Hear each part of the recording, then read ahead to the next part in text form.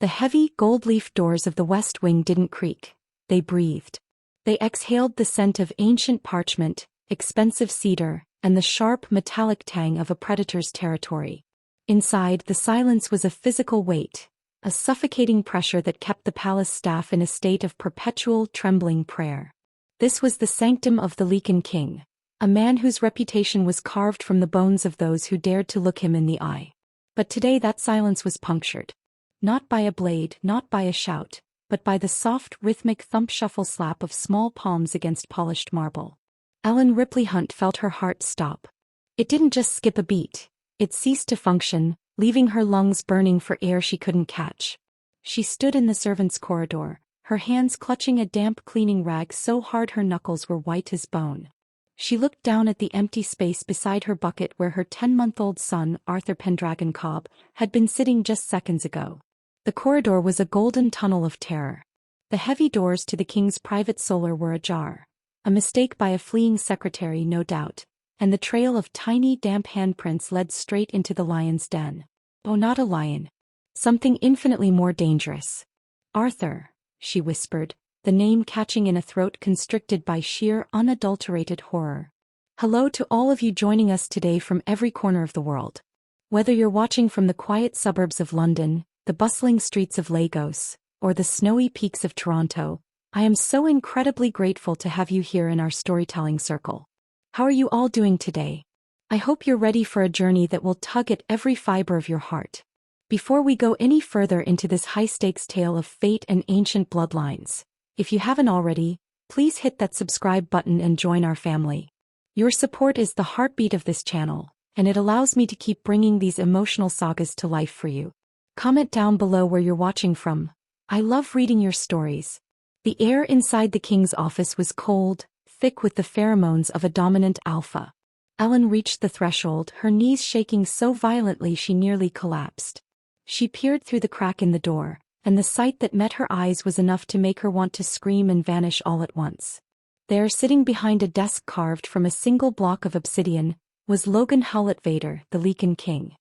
His shoulders were a vast expanse of dark silk, his hair a mane of midnight, and his eyes, the color of a storm-tossed sea, were fixed downward. Arthur, with his mop of golden curls and his mismatched socks, had reached the king's boots. He wasn't crying. He wasn't afraid. With a gurgle of pure, innocent delight, the infant grabbed the hem of the king's royal trousers and used the most feared man in the northern hemisphere to pull himself up into a standing wobble. Ellen's vision blurred. The king's hand, a clawed instrument of war that had torn through enemy ranks without a flicker of hesitation, began to move. It descended slowly like a falling guillotine.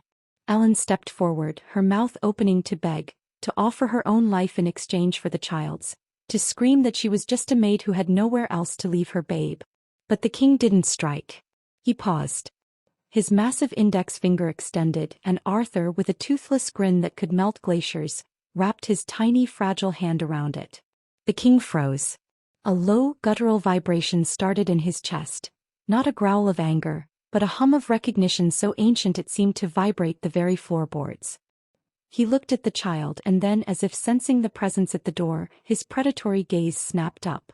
His eyes locked onto Ellen's. In that moment, the power dynamic of the entire kingdom shifted. The king didn't call for the guards. He didn't demand her execution. He simply looked at the tiny hand gripping his finger, then back at the terrified mother. "Why," the king's voice rolled out like distant thunder, "does this child carry the scent of a winter that hasn't fallen in 1,000 years?" Ellen couldn't speak.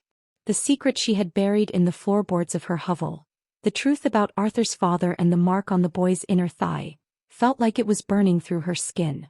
The king stood up, lifting the child as if he were made of spun glass, and the question hung in the air, heavy with the weight of a prophecy that could either save the kingdom or burn it to the ground. How had a common maid's child walked into the heart of power and claimed it with a single touch? And what would happen when the rest of the court realized that the king had no intention of letting the boy, or his mother, ever leave?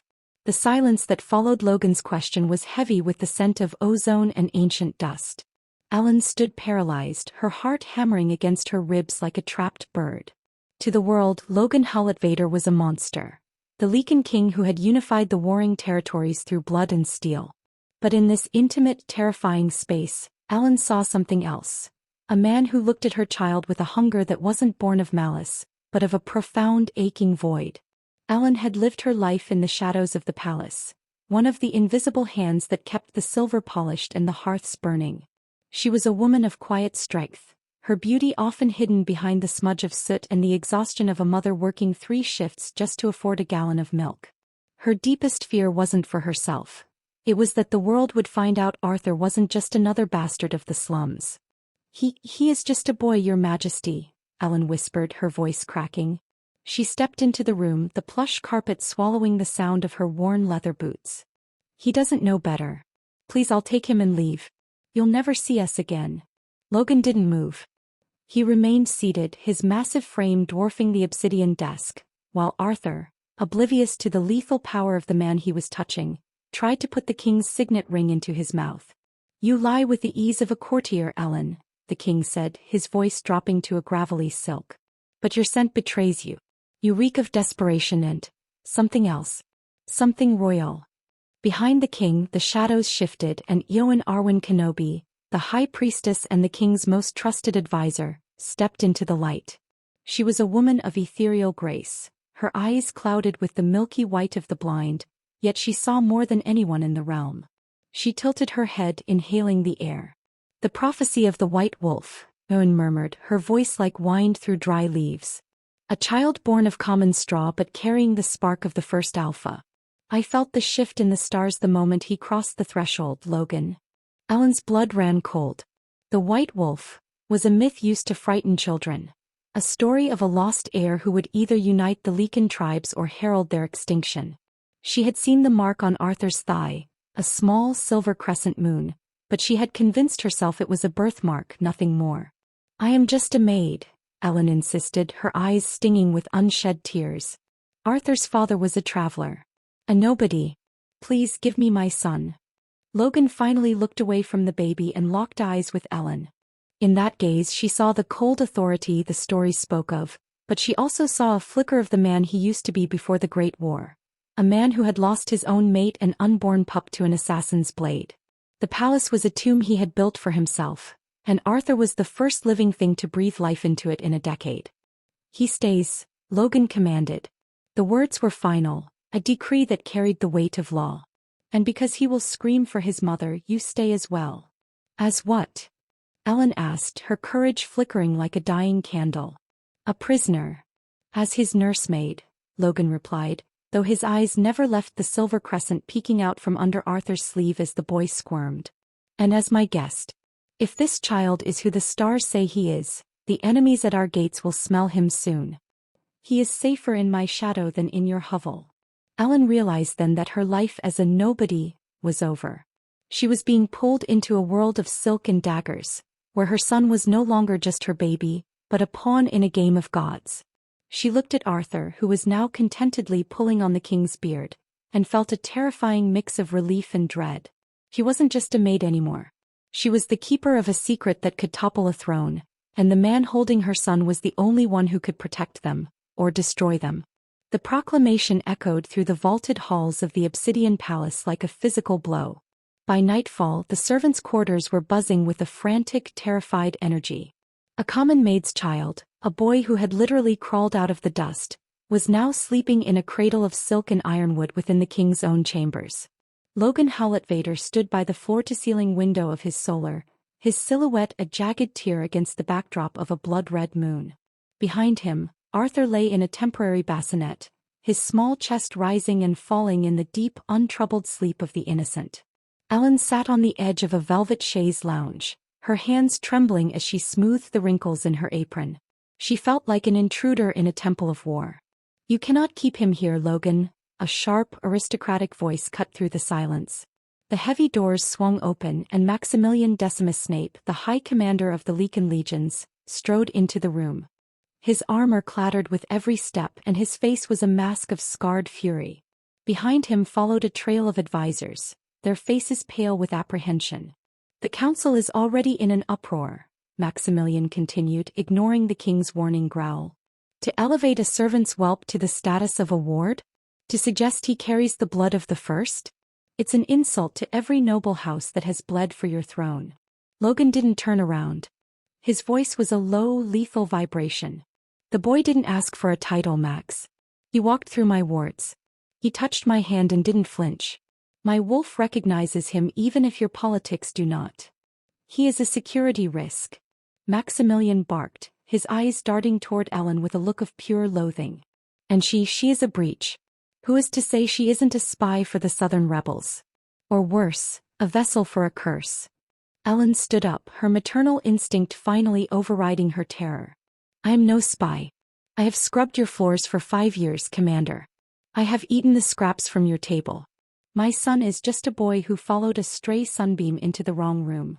A sunbeam that led him past 3 layers of magical shielding? Owen Arwen Kenobi appeared from the shadows, her blind eyes fixed on a point just above Arthur's head. No, Commander. This was no accident. It was an invitation. Suddenly, the heavy glass of the window shattered inward. A bolt of silver energy tipped with wolfsbane, the only substance capable of slowing a king, streaked through the air. Logan's reflexes were supernatural. He didn't move toward the window, he moved toward the cradle. He threw his massive body over Arthur just as the bolt hissed through the space where the child's head had been a second before, burying itself in the obsidian desk. The room erupted. Maximilian drew his sword, his shout summoning the royal guard. Ellen screamed, diving toward the bassinet, but Logan was already there, his arm wrapped around her waist, pulling her and the baby into the reinforced corner of the room. Assassins! Logan roared, his eyes glowing a predatory, luminescent blue. Lock down the wing. No one leaves alive. Outside, the silhouette of a winged Lycan, a rarity and a sign of the extremist blood purists, soared away into the night, but the message was sent. The child was a target. In the chaos, Logan looked down at Ellen. His face was inches from hers, and for the first time she saw the raw, terrifying vulnerability of a man who finally had something to lose. He wasn't just protecting a prophecy, he was protecting them. They know, Logan whispered, his grip on her arm tightening. They know what he is. And now, Ellen, you are the only one who can tell me the truth. Who was his father? Because that bolt wasn't meant for me. It was meant for the boy. Ellen looked at the silver bolt vibrating in the desk, then at her son, who had woken up and was reaching for the king's glowing eyes with a delighted gurgle. The truth she had kept buried. The memory of a night in the enchanted woods with a stranger whose skin shimmered like moonlight, threatened to choke her. I don't know who he was, she lied, but her heart hammered so loudly she was sure the king could hear it. But I know he wasn't human.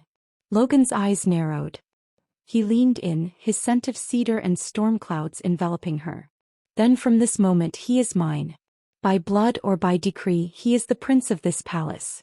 And you are the woman who will help me keep him alive. The first major twist had landed. The child wasn't just a curiosity, he was a catalyst for a civil war. Anne Ellen, the poor maid, was now the most important woman in the kingdom, and the most hunted. The weeks that followed the assassination attempt were a blur of gold-leaf tension and velvet-lined paranoia. The Obsidian Palace, once a fortress of stoic silence, now vibrated with the presence of a crawling infant and a mother who walked the halls like a ghost in a silk dress. Logan had moved them both into the royal suite, a move that sent shockwaves through the aristocracy. Ellen Ripley Hunt felt the weight of 1,000 eyes every time she crossed the courtyard. The noblewomen, with their sharp fans and sharper tongues, whispered of the Maid Queen and the changeling prince. But inside the king's private chambers, the world was different. It was smaller, warmer, and terrifyingly intimate. Logan was no longer just the feared king. To Arthur he was a giant mountain to climb. To Ellen he was becoming a mystery she couldn't stop trying to solve. He shouldn't be eating that, Ellen said one evening, her heart leaping into her throat as she entered the solar. Logan was sitting on a priceless Persian rug, his crown discarded on a side table. He was holding a piece of dried venison, and Arthur was gnawing on the end of it with his 2 bottom teeth, his face smeared with grease. He is a Lycan, Ellen, Logan said, his voice a low rumble that seemed to vibrate in the floorboards. His instinct craves the hunt, even if the prey is already cured. He's 10 months old, Logan. He needs mashed peas, not the spoils of a winter cull. Ellen knelt beside them, reaching for the meat. Her hand brushed against Logan's, His skin was searingly hot, a trait of the alpha bloodline. The contact sent a jolt of electricity up her arm, a physical spark that made her breath hitch. For a moment neither of them moved. The king's storm-colored eyes met hers, and the air in the room suddenly felt too thin to breathe. "You are the only person in this kingdom who dares to scold me," Logan whispered. His gaze dropped to her lips, then back to her eyes. "Why aren't you afraid of me anymore?" "Because I've seen you change a diaper," Ellen retorted, though her heart was racing for a very different reason. It's hard to fear a man who gets outsmarted by a pair of baby socks. A rare, genuine smile tugged at the corner of Logan's mouth, a sight that would have sent his generals into a state of shock. But the moment of levity was shattered by a sharp knock at the door. Maximilian Decimus Snape entered, his face more pinched than usual. He cast a look of profound distaste at the scene on the rug. "The southern borders are failing, Majesty. The rebels claim the White Wolf is a sign that your reign is over. They say the child is a curse, a sign of the end times." "Let them talk," Logan growled, his demeanor shifting instantly back to the cold monarch. "They aren't just talking. They've hired the Shadow Walkers," Maximilian said, dropping a heavy black-feathered arrow onto the table. "They're tracking the boy's scent. We found this in the garden, less than 50 paces from the nursery window." Ellen pulled Arthur into her lap, her protective instincts screaming. The Shadow Walkers were elite assassins who could move through solid stone. No wall was thick enough to keep them out. "I want the boy moved to the inner sanctum," Maximilian insisted. "Away from distractions." He glanced pointedly at Ellen. "No," Logan snapped. "He stays with his mother. And I stay with them." As the days passed, the danger only deepened the bond between the king and the maid. Logan began teaching Ellen how to defend herself, his large hands guiding hers as she practiced with a silver-tipped dagger. He showed her how to listen for the shift in the wind that signaled a predator's approach. In those late-night training sessions, the lines between protector and protected began to blur. One night, while Arthur slept between them on the massive bed, the only place Logan felt the child was truly safe, Logan reached out and tucked a stray lock of hair behind Ellen's ear. "I lost everything once, Ellen," he confessed, his voice barely a whisper. "My pack, my family, my heart. I thought the ice would never melt. But then he crawled into my office. And you walked in after him." "Logan, I'm just a maid," she whispered, her eyes searching his. "You are the mother of the prophecy," he replied, his hand lingering on her cheek. "And you are the only woman who makes me feel like a man instead of a monument." But even as their hearts drew closer, a red herring was being planted. Reports began to surface that Arthur's biological father was actually a disgraced general from a rival clan, leading Logan to doubt Ellen's honesty. The tension wasn't just outside the walls anymore. It was beginning to fester within the very room they shared. The air in the high council chamber was thick with the smell of old wax and cold resentment. Logan sat upon the obsidian throne, his fingers digging into the stone armrests. Beside him, in a chair that had been hastily added for the occasion, Ellen sat clutching Arthur. The baby was unusually quiet, his wide blue eyes tracking the dust motes dancing in the shafts of moonlight filtering through the high, narrow windows. "The blood results are in, Majesty," Maximilian Decimus Snape announced, his voice ringing with a triumphant edge that made Ellen's stomach churn. He stepped forward, holding a scroll sealed with the mark of the royal alchemist. "We have cross-referenced the boy's essence with the records of the great houses. The results are devastating." Logan's jaw tightened. "Speak plainly, Maximilian. I have no patience for theatrics today." "The boy is not the son of a traveler as the girl claimed," Maximilian sneered, gesturing toward Ellen. "He shares a genetic signature with the House of Blackvein, the very clan that led the coup against your father. The child isn't a miracle, Logan. He's a sleeper agent. A Trojan horse sent to infiltrate your bed and your heart." A gasp rippled through the gathered nobles. Ellen felt the world tilt. "That's impossible," she whispered, her voice failing her. "I've never even met a Blackvein. I was a kitchen girl in the outer provinces." Logan turned to her, and for the first time since the night Arthur crawled into his office, his eyes were cold. The warmth that had been building between them, the shared glances over the cradle, the soft touches in the dark, seemed to evaporate in a single heartbeat. "Is this true, Ellen?" Logan's voice was a low, dangerous growl. Did you lie to me about the night he was conceived? I told you the truth. Ellen cried, standing up, her eyes blazing with tears and fury. I was in the enchanted woods during the solstice. There was a man. He saved me from a pack of feral wolves. He was beautiful and he was kind and he was gone before the sun rose. I never knew his name. A convenient story, Maximilian countered. The Black Veins are masters of illusion. They likely enchanted you to play this very part. But then when Arwen Kenobi stepped forward, she didn't look at the scroll. She didn't look at the council. She walked straight to Arthur and placed a withered hand on the child's forehead. The boy didn't flinch. Instead, his skin began to pulse with a soft, rhythmic silver light. Stop, Ewan commanded, her voice echoing with a power that silenced even the king. The alchemist is a fool or a traitor. He sees the surface but he does not see the soul. She turned her sightless eyes toward Logan. The boy does indeed share blood with the Black Veins, Logan. But not because of a coup. He shares it because you do. The room went deathly silent. Logan stood up, his massive frame casting a shadow that seemed to swallow the throne. What are you saying, priestess? My lineage is pure. Your father had a brother, Logan.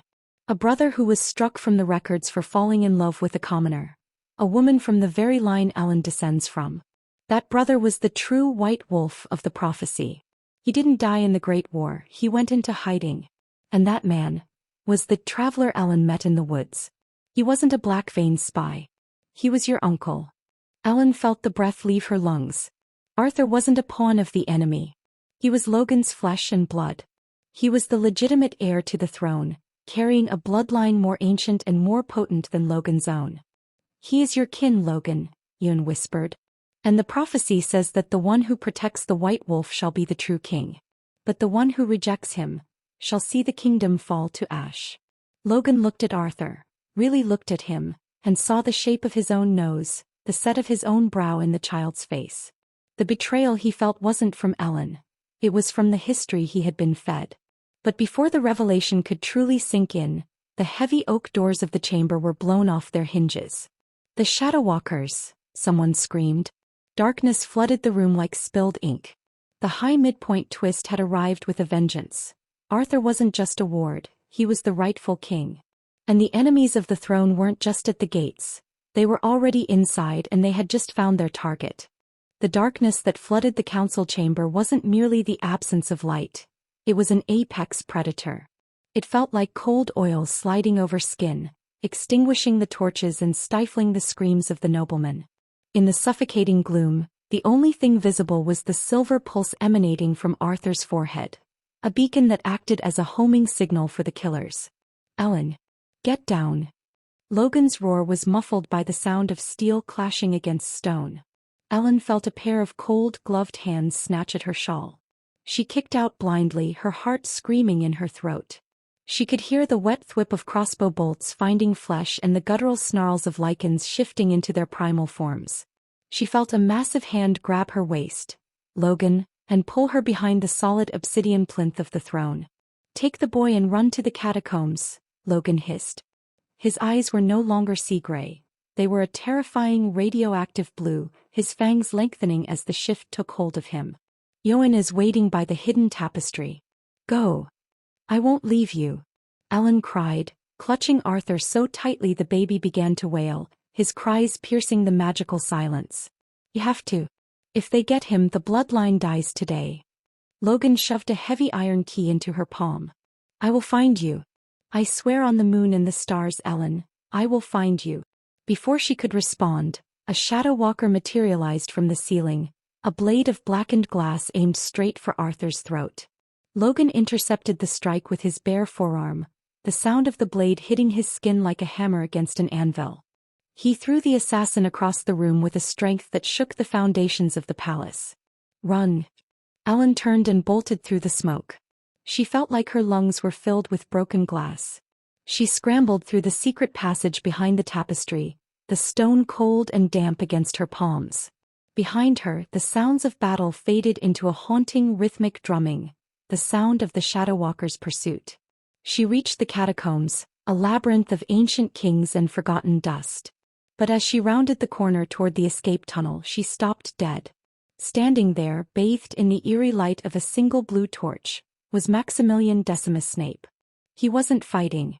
He wasn't wounded. He was calmly wiping blood from his signet ring.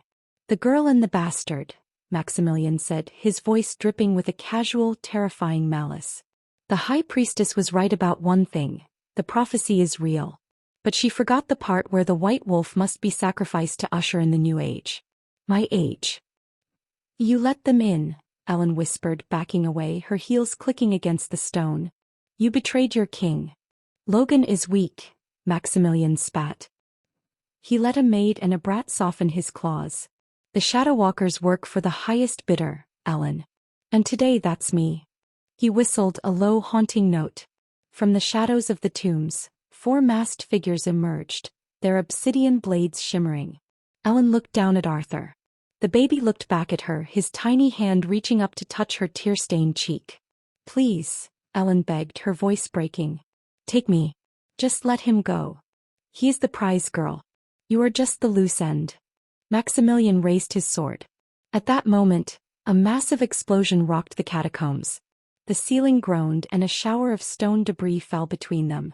Through the dust, Ellen saw the silhouette of the palace towers collapsing in the distance.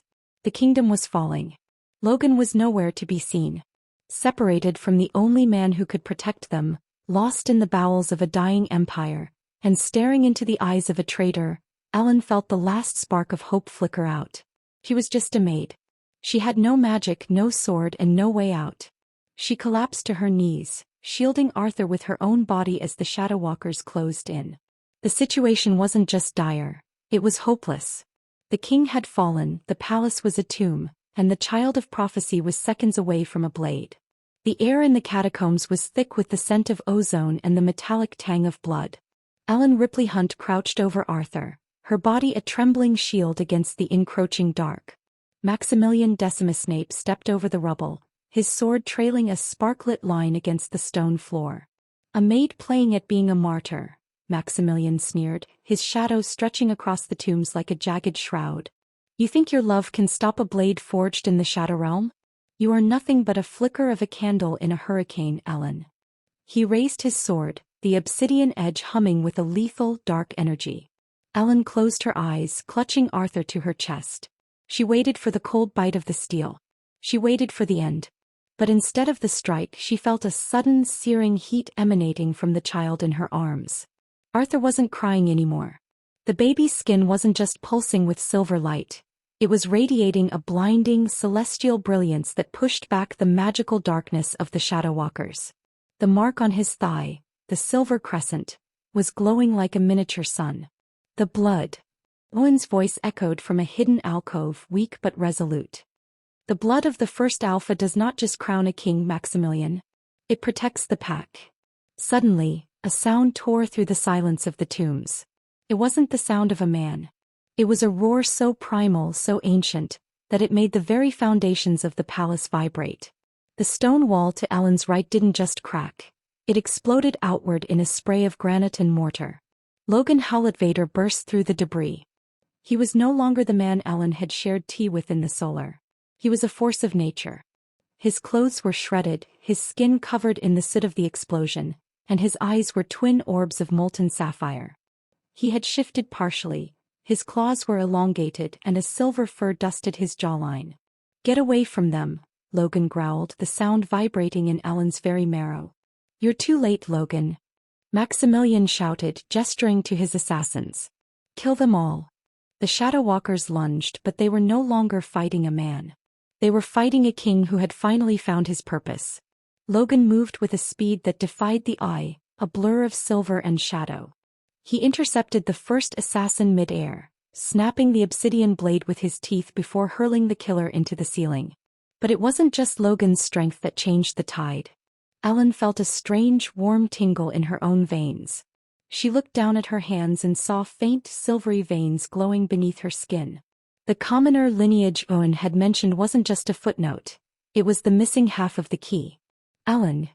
Logan shouted, parrying a blow from Maximilian. "The pedestal. The seal of the first. Touch it." Ellen looked behind her. In the center of the chamber sat an ancient stone altar, carved with the same crescent moon that marked her son. He didn't hesitate. She scrambled toward it, Arthur still clutched in one arm, and slammed her hand onto the cold stone. The reaction was instantaneous. A shock wave of pure white light erupted from the altar, traveling through Ellen's body and into the floor. It wasn't a weapon of destruction. It was a pulse of truth. The magical shadows maintaining the Shadow Walker's invisibility stripped away, leaving them exposed and vulnerable. Maximilian stumbled back, his eyes wide with a terror he had never known. The palace above them, which had been crumbling under the weight of the coup, suddenly groaned as the ancient enchantments of the foundations re-anchored themselves. Logan stood between Ellen and the traitors, his chest heaving. He turned his head slightly, his gaze meeting Ellen's. In that look there was no more doubt, no more cold authority. There was only the raw, burning devotion of a mate. "I have you," he whispered, his voice steadying. "I have both of you." The turning point had been reached. They were no longer a maid and a king hiding a secret. They were a family standing at the center of a storm. And for the first time the storm was afraid of them. The catacombs groaned, the very bones of the earth shifting under the weight of the ancient magic Ellen had unleashed. The white light from the seal of the first didn't just illuminate the room. It stripped away the pretenses of everyone within it. Maximilian Decimus Snape stood exposed, his face contorted into a mask of pure, ugly desperation. The invincible Shadow Walkers were now nothing more than men in black rags, shivering as the holy radiance burned through their dark enchantments. "This is not how it ends," Maximilian screamed, his voice cracking against the stone. "A kingdom isn't ruled by a child and a scullery maid. It is ruled by strength, by the iron will of the elite." He lunged forward, his obsidian blade raised for a final suicidal strike. But Logan didn't flinch. He didn't even shift fully. He simply stepped into the path of the blade, his hand catching the hilt with a sickening crunch of breaking glass. The dark weapon shattered into 1,000 harmless shards against the king's palm. "Strength," Logan rumbled, his voice echoing with the authority of 1,000 ancestors, "is not found in the shadows you hide in, Maximilian. It is found in what you are willing to die for." With a single fluid motion Logan struck. It wasn't a killing blow. It was a stripping of rank. He slammed his palm into Maximilian's chest, the silver energy from the seal flowing through him like a physical tide. The High Commander was thrown back against the tomb of the first queen, the impact knocking the breath from his lungs and the treason from his heart.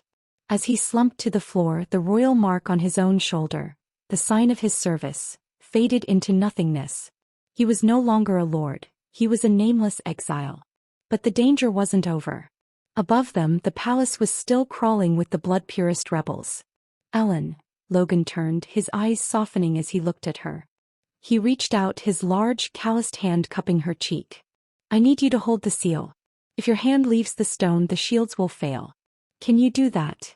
Ellen looked at Arthur, who was staring at the glowing altar with wide, fascinated eyes. She felt the power humming through her, a bridge between the common earth and the royal sky. "I won't let go. Not for anything." Logan nodded, a look of fierce pride crossing his features. He turned to the remaining Shadow Walkers, who were now dropping their weapons in terror. "You have two choices. Die here in the dark or follow your king and earn your redemption." One by one the assassins knelt. Logan led the charge back up the spiral stairs, a silver-clad juggernaut followed by a shadow army. The battle for the surface was short but legendary. When the rebels saw their king emerging from the very ground, wreathed in the light of the prophecy and backed by the men who were supposed to have killed him, their courage evaporated. The most surprising twist, however, came when the southern rebel leader, a man who had fought Logan for a decade, saw Arthur. He didn't see a threat, he saw the white wolf of his grandmother's stories. He dropped his axe and fell to his knees, followed by his entire battalion. The civil war that had threatened to consume the world ended not with a slaughter, but with a prayer. As the sun began to rise over the jagged peaks of the northern mountains, Logan returned to the catacombs. He found Ellen still standing at the altar, her face pale but her grip firm. She looked like a goddess of the hearth, a protector of the flame. "It's over, Ellen," he whispered, gently lifting her hand from the stone. The light faded into a warm, golden glow. The palace was silent. The traitors were in chains. And as Logan took Arthur from her arms, The child let out a loud, healthy yawn and tucked his head into the king's neck. "He's safe," Ellen breathed, the adrenaline finally leaving her body in a rush of tears. "We're safe." "More than safe," Logan replied, pulling Ellen into the circle of his arm. "The kingdom has a king again. And for the first time in my life, I have a home." The justice was swift, the victory was absolute, and the love that had sparked in a cold office was now the hearthfire of an entire nation. The morning sun didn't just rise over the obsidian palace, it reclaimed it. The golden light spilled through the restored stained glass windows of the great hall, washing away the lingering shadows of the coup. The air, once thick with the scent of ozone and fear, now smelled of mountain jasmine and the sweet yeasty aroma of fresh bread from the kitchens. Ellen Ripley Hunt stood before a floor-to-ceiling mirror in the royal chambers, her breath catching as she looked at her reflection. She was no longer wearing the stained apron of a maid. Her gown was a waterfall of ivory silk, embroidered with silver threads that mimicked the frosted needles of the northern pines. Around her neck hung a simple pendant, a sliver of obsidian encased in gold, a gift from the king himself. "You look like the dawn," a deep, familiar voice rumbled behind her. Logan Howlett Vader stepped into the light, his royal regalia reflecting the sun. He looked younger, the harsh lines around his eyes softened by a peace he hadn't known since his youth. He didn't approach her as a monarch. He approached her as a man who had finally found his North Star. "I feel like a stranger in this skin, Logan," Ellen whispered, her hand trembling as she touched the silk of her skirt. "A month ago I was scrubbing the soot from these very stones." "The stones remember your touch, Ellen. But the kingdom remembers your courage," Logan said, stepping close enough for her to feel the radiant heat of his alpha blood.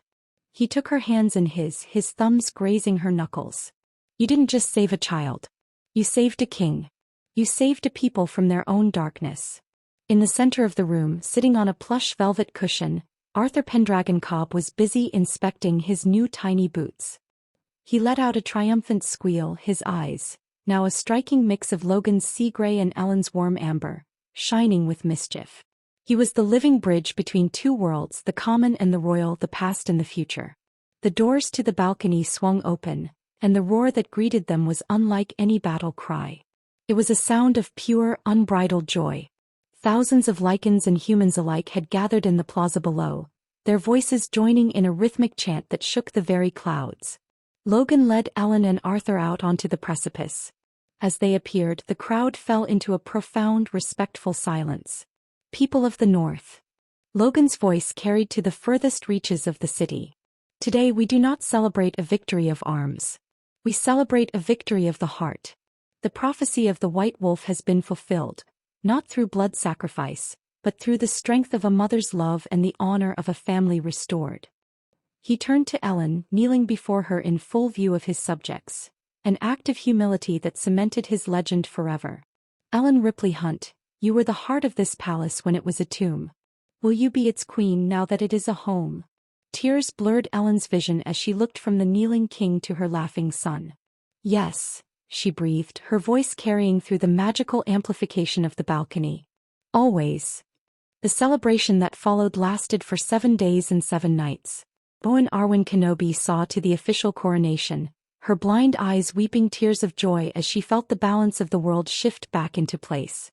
Even the disgraced Maximilian Decimus Snape, watching from his distant exile in the frozen wastes, knew that the era of iron was over. The era of the heart had begun. Years later, the story of the maid's baby who crawled into the king's office would be told to every pup in the kingdom. It became a story of hope, a reminder that no one is too small to change the world, and no heart is too cold to be thawed by the touch of an innocent hand.